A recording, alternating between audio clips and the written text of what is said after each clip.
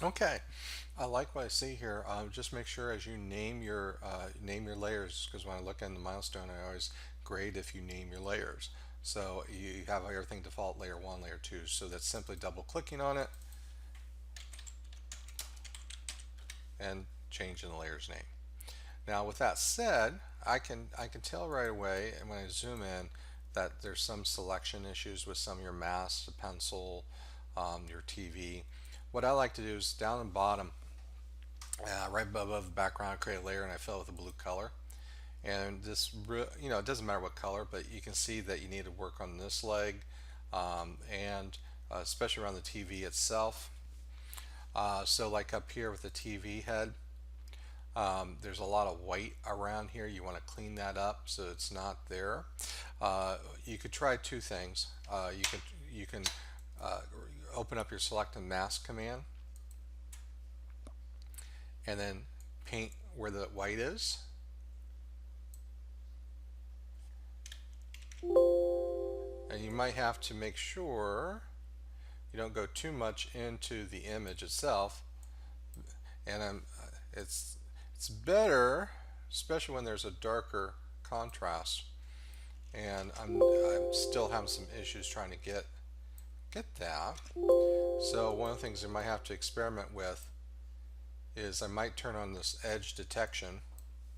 As you can see here, the edge detection does a great job. So that might work. And then you have to work with the global refinements to get that. But it definitely helps clean it up. If not, you got to use your paintbrush tool to paint it and so forth. So you want to do the same thing as you want to remove and smooth that out. This might be a there's some, like for example, there's white in here. You want to remove that white around the wheels right here. So it might be better. You might have to find a different leg for it if you think it's too hard to go back and clean it up. Like these pencils though, they're just one of the things is just like it's not as smooth as it should be. So this layer 4 looks like you don't have a mask. So what I'm going to do is create that mask.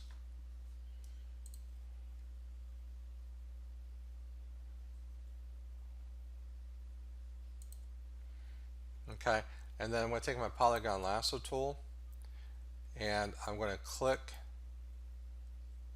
to create a straight line. I'm just trying to stay inside the pencil. I come back and click in the beginning and it creates that enclosed area. I go up to edit, fill, fill with black, select, deselect. See how it's more, that's what you're going to have to do for both sides, for that purpose.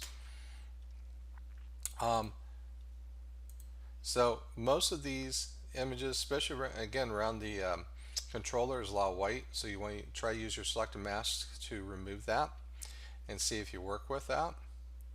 I probably would go in and then with your pencil, I'd probably move it below your body layer so it's connecting.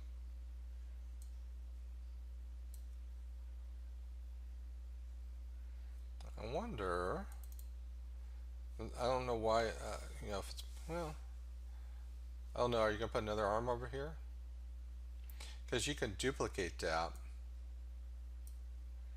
And then I'm going to flip that, transform, flip, vertical.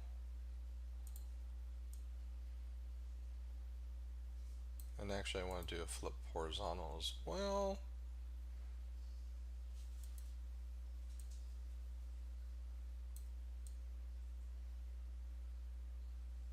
Well, and I got to rotate it.